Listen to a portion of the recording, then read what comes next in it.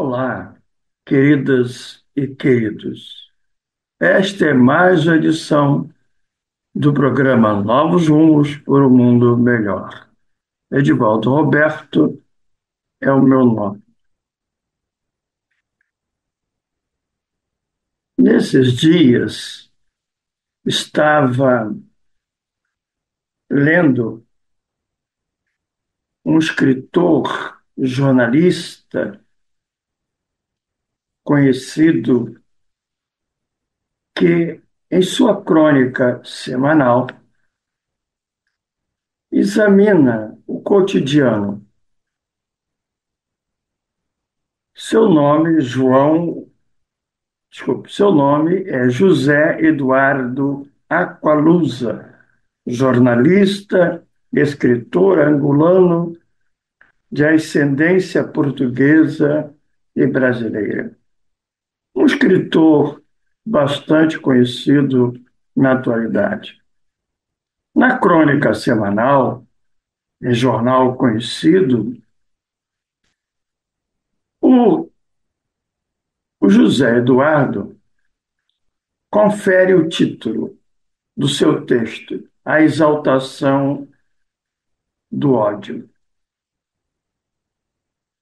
Põe-se a analisar os acontecimentos na quadra atual, em particular, referindo-se às eleições que ocorrerão por esses dias nos Estados Unidos da América. A partir desse fato importante, porque os Estados Unidos da América são, sem dúvida, um dos países mais poderosos do mundo, do ponto de vista econômico, bélico, geopolítico. Portanto, é um tema a se pensar.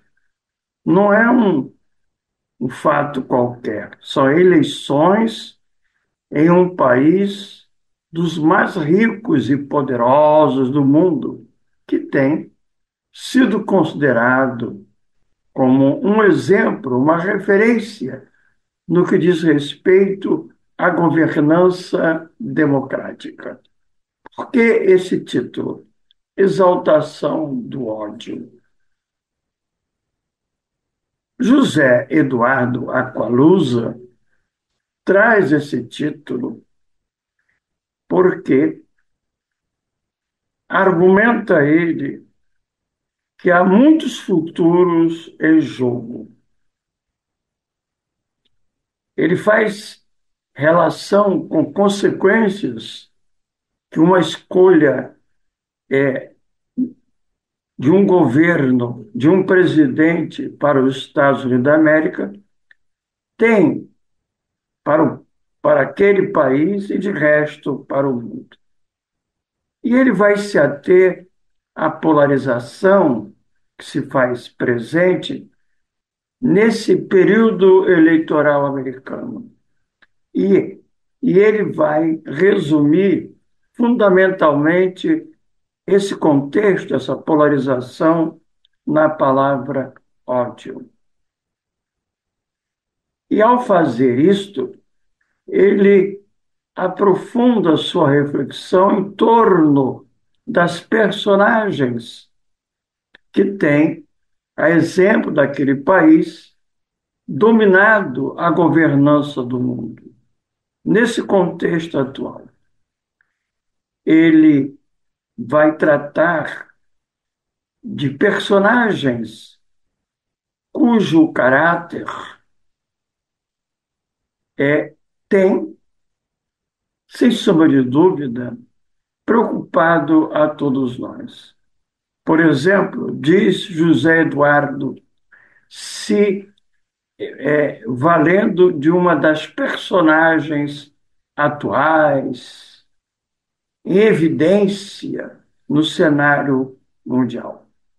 Quando ele se refere a essa figura atual, de um país poderoso como os Estados Unidos, ele assim diz: se alimenta dos sentimentos mais soturnos e mais torpes da alma humana, preconceito de todo tipo, invejas, cobiças, medos, rancores submersos.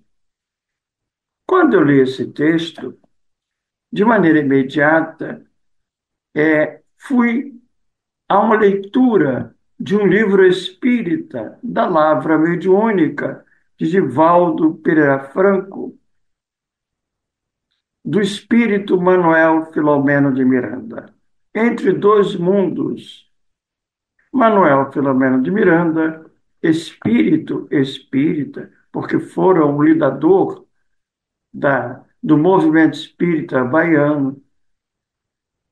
No mundo espiritual, como em outras oportunidades, neste livro, Entre Dois Mundos, ele está numa excursão socorrista às regiões da Terra e, em um desses atendimentos, na sua missão socorrista, ele e os demais chegam a uma cidade brasileira do estado de Minas Gerais. Vive-se lá uma situação crítica. Está em jogo interesses poderosos dos poderosos donos do poder, do dinheiro, poderosos políticos que, associados aos interesses econômicos, podem tomar decisões solitárias que vão impactar a vida de milhares de pessoas. Sem adentrar esse aspecto do que está anotado no livro de Dois Mundos, vou me ater a um dado momento, quando, analisando aquela dada situação da política, no mau sentido da palavra, dos governantes que se associam com o seu poder político a interesses econômicos, nem sempre nobres, éticos. O espírito Manuel Filomeno de Miranda vem anotar o seguinte numa análise que tem a ver com o que o José Eduardo Aqualusa colocou no seu texto. Vamos lá. Diz o espírito Manuel Filomeno de Miranda: vive-se na Terra hoje um momento histórico muito grave, no qual os sentimentos nobres vêm cedendo lugar às paixões subalternas que já deveriam estar superadas pelo ser humano, em face, porém, das convulsões políticas perversas que abalam o globo, gerando dores lancinantes, aumentando a miséria já insuportável, fomentando a loucura da agressividade e da violência, estimulando o recrudescimento dos desvarios sexuais e da drogadição. Há uma avalanche de ódio e de indiferença que por pouco não estarrece. Os valores morais e os objetivos espirituais, quando não desconsiderados, são deixados à margem. Na indiferença ou na zombaria, ameaçando-se reduzir todas as conquistas da cultura, da ética e da civilização ao caos do princípio. Governos embriagados pelo poder econômico e bélico deliram, impondo seus demais povos de maneira constrangedora e desafiando os códigos dos direitos humanos conseguidos com muito empenho e sacrifício, a fim de dar vazão aos seus conflitos internos e sua arrogância doentia. Aqui está o que o cronista, jornalista, escritor José Eduardo Aqualusa colocou: exaltação do ódio. Como consequência, esses corifeus da indiodez fomentam guerra de extermínio, tendo cuidado de permanecer muito distante das áreas perigosas, resguardados na sua loucura, enquanto as vidas jovens, idealistas de milhares de criaturas, são despedaçadas para aumentar a sua arbitrária dominação, que será sempre de reduzido período de tempo. Diante deste quadro preocupante, nessa esquina da história da humanidade, me pondo a refletir, com base na doutrina espírita, e como tenho dito em outras oportunidades, toca em todas as questões que interessam a humanidade. Assim, diz Kardec, repito, no capítulo Método, terceiro livro dos Médiuns, a doutrina espírita dialoga com os momentos históricos, com a humanidade em sua dinâmica e escolhas, dada a sua condição ético-moral de atualidade. Assim sendo, pus-me a refletir sobre esses indivíduos poderosos, governantes do mundo político e econômico, que assim procedem, exaltando o ódio, promovendo guerras, destruições, levando multidões à fome e à miséria. Procurando entender esse contexto à luz da doutrina espírita. E cheguei, em primeiro, a uma filósofa brasileira, Márcia Tiburi, que assim expressa, analisando exatamente esses contextos históricos de atualidade. Ela diz que os indivíduos, estes indivíduos poderosos, do ponto de vista econômico, empresarial, político, e por que não até religioso, são parte da sociedade, como você e eu, expressando o quê? Aspectos, diz elas, desta mesma sociedade que compõe e que contribui para constituir e conformar. Continua Márcia Tiburi. O particular expressa a verdade universal por interiorização dos imperativos presentes no todo em que ele se vê envolvido. Portanto, os indivíduos, eles e nós conformamos a sociedade. A sociedade, nós somos o que a sociedade é, nas suas escolhas, nos seus valores, e a sociedade é o que nós somos. É preciso pensar que crise é essa, quais são suas raízes, e, valendo-me de um outro escritor, este brasileiro, jornalista, Fernando Gabeira, em suas crônicas semanais, em se referindo a esse contexto, a esse momento preocupante, ele vai se utilizar de um pensador, Alberto Camus, no período histórico do pós-Segunda Guerra Mundial. Um momento dramático para a humanidade, que deixou uma sombra de insegurança, de horror, sobretudo porque esta guerra, a segunda, em 1945, vai terminar com explosões de bomba atômica, as primeiras experimentada de alto poder destrutivo em cidade japonesa. Aviões americanos, nós estamos falando dos Estados Unidos, do seu poder bélico e econômico, da sua influência mundial. Pois bem, Alberto Camus, em seu livro O Mito de Sísifo, vai colocar como centralidade na sua análise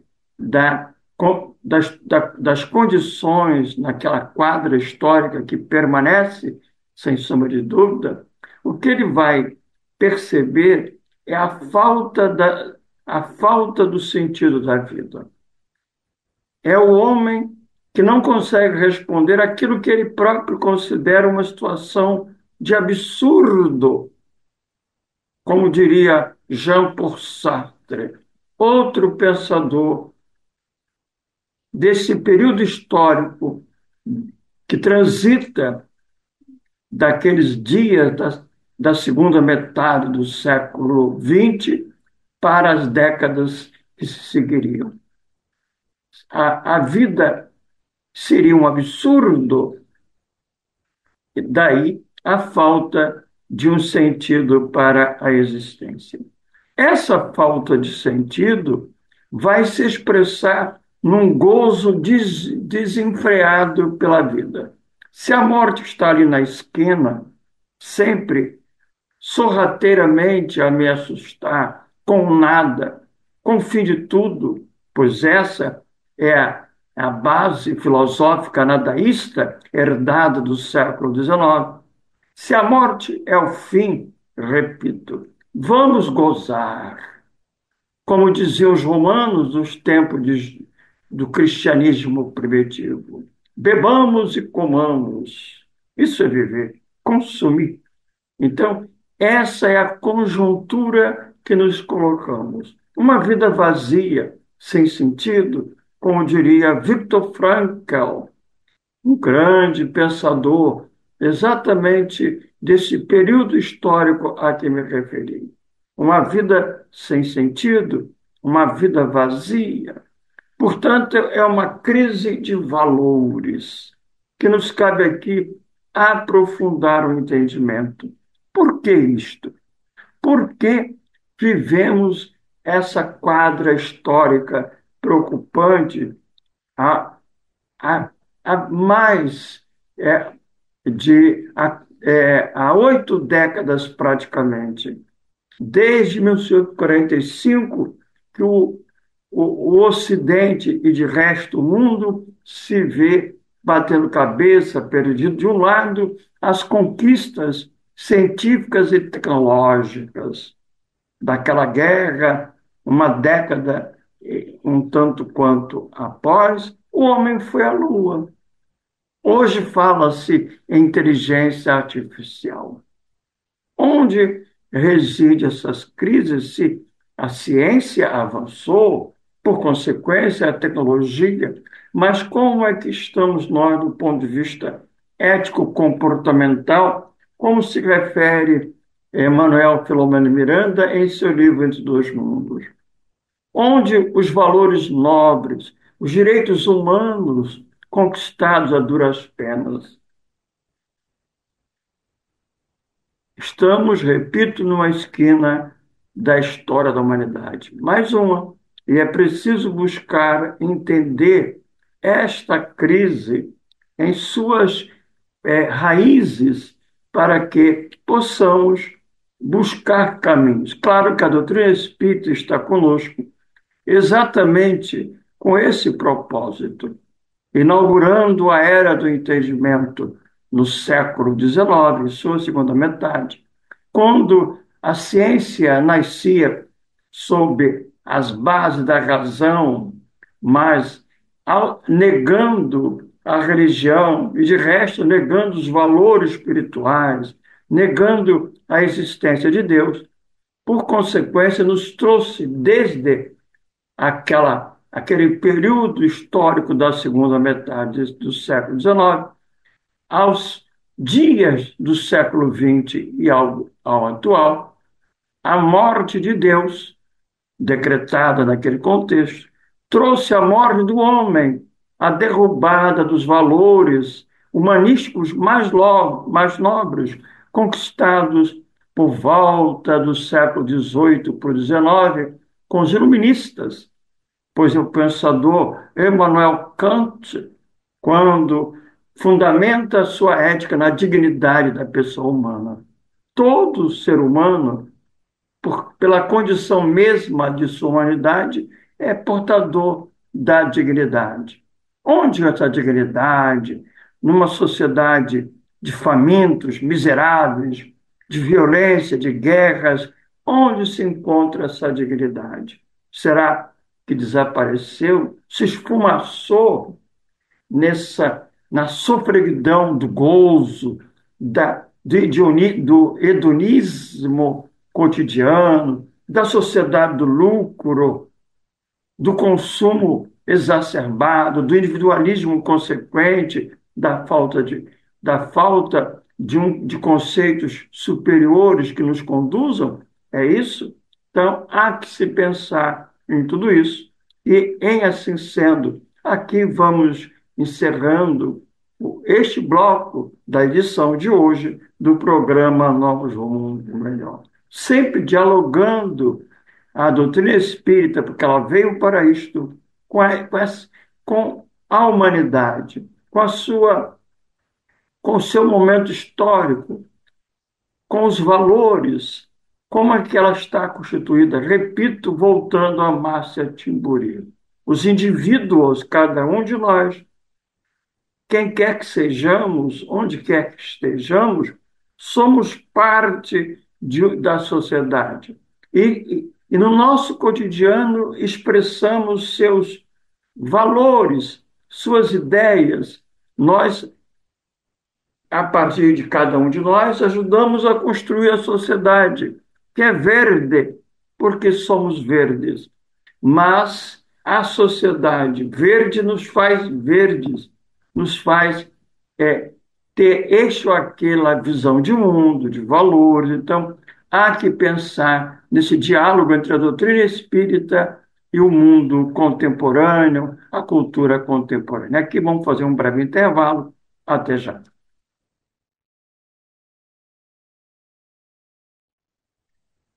Olá, queridas e queridos. Programa Novos Rumos por um Mundo Melhor. Edivaldo Roberto é o meu nome. Este é o bloco 2 da edição de hoje. No bloco anterior, referimos-nos a aquilo que muitos pensadores consideram a raiz da crise que a humanidade experimenta, qual seja, uma crise de valores. E ao comentarmos essa crise, tomamos como referência um livro de Alberto Camus, um pensador francês daquele período pós-Segunda Guerra Mundial. Diante do horror, do fim daquela guerra terrível, o fim trágico que desenhou no céu da terra o espectro do pânico, do horror, porque foram duas bombas atômicas, fruto da loucura humana, do poder, da ganância, razões pelas quais o homem vai à guerra. Diante dessa conjuntura, dessa ameaça à civilização e à permanência do homem na Terra, Alberto Camus deu ao seu livro o título O Mito de Sísifo, fazendo uma relação com o homem atual, que lhe, que lhe falta um sentido para a vida. Vamos aqui partir desse ponto recorrendo à nossa querida Joana de Ângeles, que em um dos seus livros, Desperte e Seja Feliz, ela traz esse mito para associá-lo à astúcia, à esperteza, uma astúcia e uma esperteza que, segundo ela, são marcas deste homem perdido sem sentido. Com que significado? Como ele está sem rumo, sem referências mais profundas, ele vive de mecanismo de fuga, de escapismos, de espertezas na busca de preencher o vazio interior. O consumismo desenfreado, a sexolatria, a drogadição, o poder, o dinheiro. Por exemplo, pensemos aqui numa como é a nossa sociedade contemporânea. Tenho aqui comigo do jornal aqui da cidade do Rio de Janeiro, ao trazer o, um campeonato de Fórmula 1 em GP, o grupo lá de São Paulo, fala do luxo da experiência VIP e fala de áreas consideradas nobres, pelas quais se paga uma fortuna de patrocínio. Um ingresso começa com R$ 9.000, chega a 50.000. Tem bebida, comida liberada, transporte exclusivo. O nível de luxo oferecido por cada uma delas depende de quanto se havia gastado ou da grandeza do convidado. Então, veja, isso aqui não é um campeonato de Fórmula 1, esse é um modelo de vida. As pessoas VIP, é a tradução da palavra inglesa, é uma pessoa muito importante. Mas importante não são a importância não é pelos seus valores morais, pela sua forma de se conduzir responsavelmente na vida. Pode ser até que haja, mas é aquele que tem dinheiro para comprar esses ingressos caros, pessoa de importância, por, porque é, e podem ser os principais convidados para uma sala dessa exatamente porque são privilegiados pelo poder, pelo status social. Esse é o nosso modelo de fuga, dentro de uma falsa felicidade. O que é Sísifo? É da mitologia grega. Ele era um rei em Corinto. Ele, diante de uma situação que lhe cabia resolver, do seu cotidiano, ele usa da malandragem, da esperteza, do mecanismo de fuga. Isso é um comportamento que lhe é habitual. Chega um momento que ele é visitado pela morte. Ele engana a própria morte. E isso desperta a ira de outros deuses, inclusive de Zeus. E ele é levado a Zeus. Ele usa um estratagema, outra, sempre querendo fugir de responsabilidade, de assumir os seus atos. Então, o que Zeus faz? Já que ele tentou enganar a própria morte, Zeus penaliza-o com uma punição, qual seja, aí está o mito de Sísifo, a sua essência, de rolar uma pesada pedra rochedo acima, a fim de colocá-la no acume. Sempre quando estava prestes a consegui-lo, a pedra lhe escapulia da mão e rolava a montanha abaixo, exigindo-lhe repetir sem cessar o trabalho em terra menor. Este é o homem de autoridade. Ele vive assim, de uma coisa para outra, de vacuidades para vacuidades, por conta do seu vazio interior, que está perdido, está sem destino, sem rumo. Pois bem, por que isso? Como se explicar isto? Nesses dias, um tema tem sido recorrente por conta de um fato que ganhou notoriedade pela importância da pessoa. Uma pessoa nobre, escritor, filósofo, letrista dos melhores, da Academia de Letras brasileira, mas que sai do Brasil e vai ter uma morte assistida, a chamada eutanásia, na Suíça. Isso vai merecer uma série de análises, de reflexões, e aquilo não nos cabe julgar. Nenhum comportamento humano. Todo carinho e respeito por por ele ou quaisquer outras pessoas.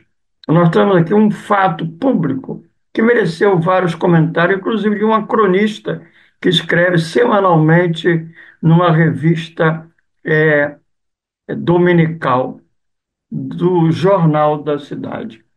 E ela fala da sua experiência, né? Que estava num táxi e houve um discurso de de duas locutoras religiosas que se dirigem, sobretudo, às mulheres, que elas sejam submissas, a fim de atenderem os desígnios de Deus. E ela toma esse fato do cotidiano, de um discurso religioso dominante, com a sua matiz diferenciada nos últimos tempos, mas cujo a base é a mesma da religião hegemônica do período medieval, antes do iluminismo, qual seja, é uma religião, segundo ela, é uma igreja que quer que a pessoa seja obediente, desse a si mesmo e nisso o próprio corpo para o controle de outrem. Perde o controle de si mesmo. É uma solução, é outra fuga. Né? Para não assumir as responsabilidades pelo próprio destino, pelas próprias decisões, usar o livre-arbítrio na dialética com o determinismo, aquilo que pode e não pode, fazer a diferença com aquilo que deve ou não deve, segundo Paulo de Tarso, a pessoa se submete a uma liderança poderosa, religiosa, ou ao Estado totalitário que lhe dirige as decisões. Ela está criticando esse modelo de religião. É interessante que não só ela, outro jornalista também associa a esse tema, eutanásia ou suicídio assistido, também associa à religião, ao pensamento religioso dominante. Ele diz assim: ele fala de uma maioria que se nega, que não aceita, que nega a eutanásia ou o suicídio assistido, pelo simples fato de um arraigado terror infantil de ir para o inferno, condenados pelo ser divino e bondoso que os criou. Ele diz, uma maioria, talvez seja mesmo, não é? Então, veja, o que eu quero aqui precisar é uma associação entre negar a eutanásia, negar o suicídio, e poderiam ser outras questões, né? Por conta de um modelo religioso ligado ao inferno, a um Deus punitivo, que exige obediência, que controla a pessoa, desde a sua intimidade com o essencial, o seu corpo. Pois bem, isso é muito curioso, porque Paulo de Tarso, respondendo a uma pergunta no Livro dos Espíritos, junto com outros pensadores, Laminé, Platão, Agostinho, São Luís, é a pergunta 109. Assim, as penas impostas jamais o são por toda a eternidade? É disso que está falando. E aí, Paulo, o apóstolo, nessa resposta, diz assim: a ideia de inferno, com as suas fornalhas ardentes, com as suas caldeiras a ferver, pode ser tolerada, isto é, perdoável num século de ferro, que foi o período anterior. do que durou 1000 anos, o período medieval. Porém, no século XIX, veja, ele já está dizendo que já no século XIX isso era inadmissível. Não passa de vão fantasma, próprio, próprio quando muito, para amedrontar criancinhas, e que estas, crescendo um pouco, logo deixam de crer. Aqui está a chave dessa esquina que começou no século XIX.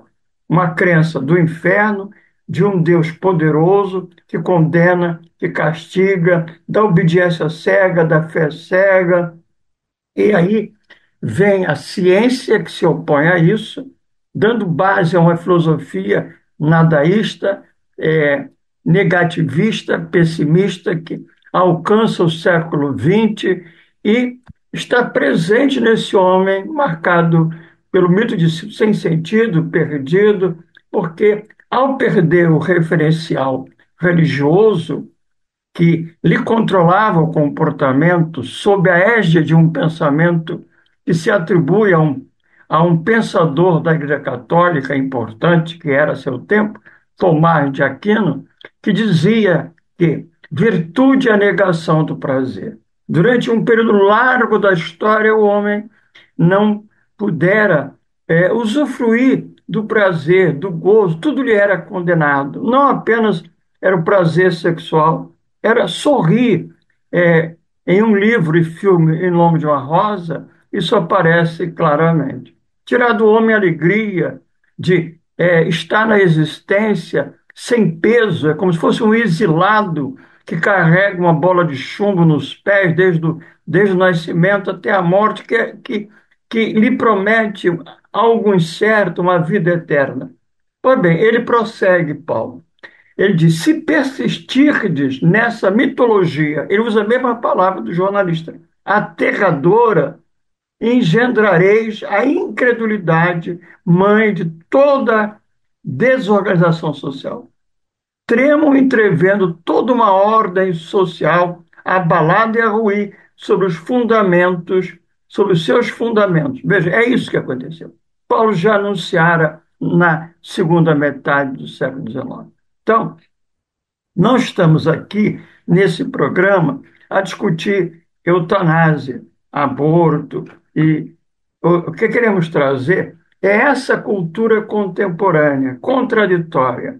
De um lado, oferecendo a poucos, pelo poder, pelo dinheiro que tem, pela fortuna, pelo status social, uma falsa ilusão de um mecanismo de fuga por essas saídas que são falsas portas de saída. O poder, o dinheiro, o consumo, a sexolatria, o domínio do outro, a exploração do outro. E do outro lado, aqueles, como diz o Jonas, talvez uma maioria, no momento histórico do Brasil, que se submete a uma religião que controla, que proíbe, sobretudo as mulheres, dentro de um patriarcado, dentro de uma misoginia, de um machismo, enfim, toda essa ideia. O pensamento vigente, ainda na atualidade, é exatamente isso. É um modelo cultural vigente que tem, do qual emergiu um conceito de liberdade com irresponsabilidade, e essa maioria que não alcança estes banquetes oferecidos nas salas VIPs, vive de migalhas, igual aquele mendigo da história bíblica, Lázaro. A maioria vive assim. Mas essa maioria que vive assim, ela também é alcançada pelo discurso, esse discurso da meritocracia, esse discurso do empreendedorismo barato, neoliberal, de que pode alcançar a felicidade. Eles que não têm querem a falsa felicidade dos que têm. E nesse jogo nós vamos perdido. Paulo previa isso.